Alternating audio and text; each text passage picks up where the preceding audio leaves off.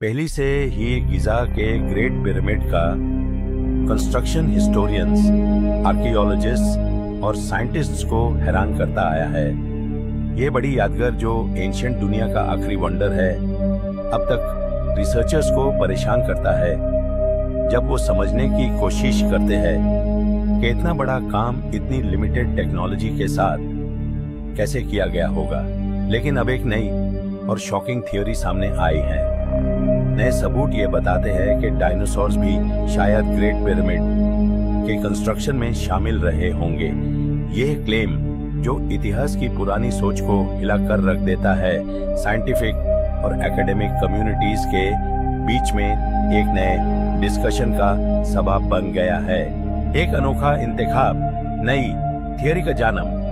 ये ख्याल के डायनासोर्स ग्रेट पिरामिड बनाने में मदद कर रहे होंगे, पहले एक अजीब सी बात थी, लेकिन अब गिजा के आसपास के इलाकों में आर्कियोलॉजिकल डिग्स ने कुछ फॉसिलाइज्ड रिमेन्स ढूंढे हैं जो लगते हैं कि एक बड़े पालतू डायनासोर की है। ये दरियाफ्त में बड़े फुटप्रिंट्स और स्केलेटल रिमेन्स मिले हैं जो देखने पे काफी अजीब वेयर पैटर्न्स दिखा रहे हैं, जो काम करने वाले जानवरों जैसे लगते हैं। पहले डॉक्टर सैमुअल हार्डिंग, जो एक मशहूर पैलियोंटोलॉजिस्ट है, उन्होंने अपनी रिसर्च टीम के साथ ये रिमेन्स को एनालाइज किया।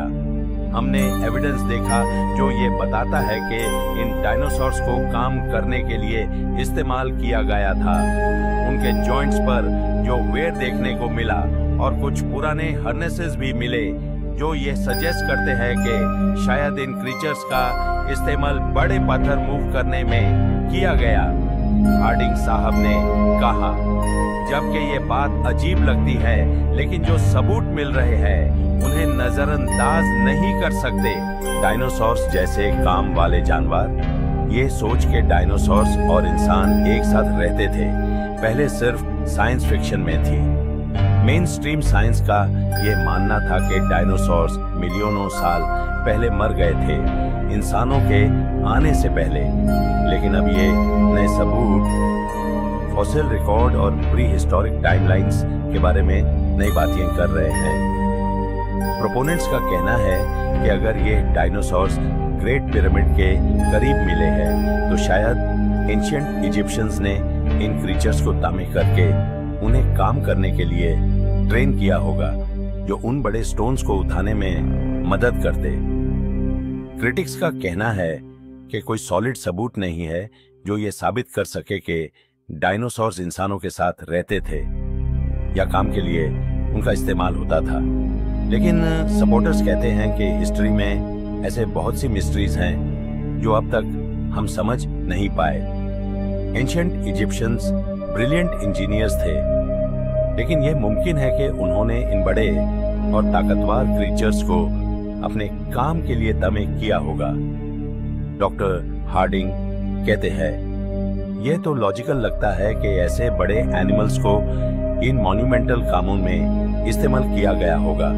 पिरामिड का कंस्ट्रक्शन एक नई इतिहास की दास्तान। अगर डायनासोर्स पिरामिड के कंस्ट्रक्शन में शामिल थे तो ये हमारी समझ को पूरी तरह से बदल देगा, न सिर्फ इजिप्शियन हिस्ट्री को बल्कि पूरी प्रीहिस्टोरिक दुनिया को भी। ये सवाल उठता है कि और कौन से राज एंशिएंट सिविलाइजेशंस के पास थे जो हमने अब तक नहीं समझे।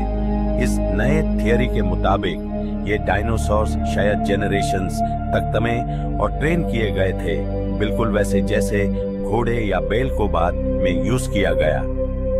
इजिप्शियंस, जो अपने एडवांस्ड इंजीनियरिंग और एग्रीकल्चर के लिए जाने जाते हैं, इन डायनासोर्स को तामीर करके अपने काम में लगा सके थे।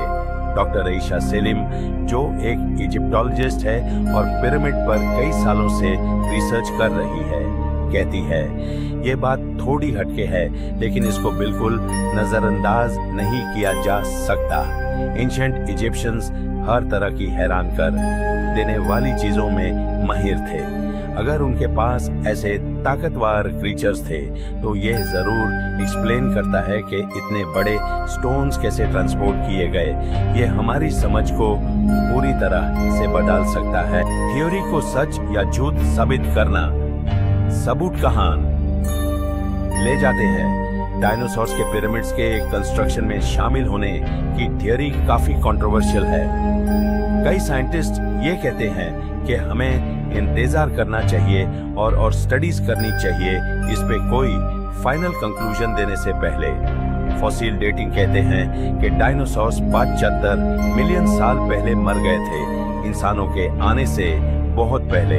इसके अलावा मेन स्ट्रीम इजिप्टोलॉजिस्ट्स का ये कहना है कि पिरामिड्स का कंस्ट्रक्शन इंसानों के हार्ड लेबर, रैम्स और लेवर्स के थ्रू किया गया था। उनका कहना है कि गीजा में डायनासोर्स के फॉसिल्स होना शायद एक कोइंसिडेंस है।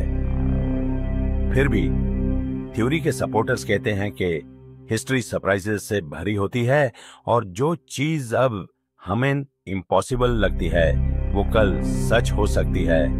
पहले हम सोचते थे कि उड़ान का आइडिया इम्पॉसिबल है, लेकिन आज के दिन में फ्लाइंग एक आम बात बन गई है। डॉक्टर हार्डिंग कहते हैं हमें अपना दिमाग खुला रखना चाहिए जब तक हम इस इनक्रेडिबल डिस्कवरी पे और ज्यादा रिसर्च ना कर ले। क्या ये एक नई इतिहास का आगाज है? ये थ्योरी के डायनासोर्स ग्रेट पिरामिड के कंस्ट्रक्शन में शामिल थे हमारे इतिहास की पुरानी सोच को पूरी तरह से चैलेंज करती है। हालांकि ये थ्योरी अभी तक सबने एक्सेप्ट नहीं की है, लेकिन नए सबूत साइंटिफिक कम्युनिटी में एक नई डिस्कशन शुरू कर दिए हैं। डायनासोर्स को लेबर एनिमल्स के तौर पर इस्तेमाल किया गया था या नहीं, ये थ्योरी फ्यूचर में डिबंक होगी या नहीं, ये तो वक्त ही बताएगा।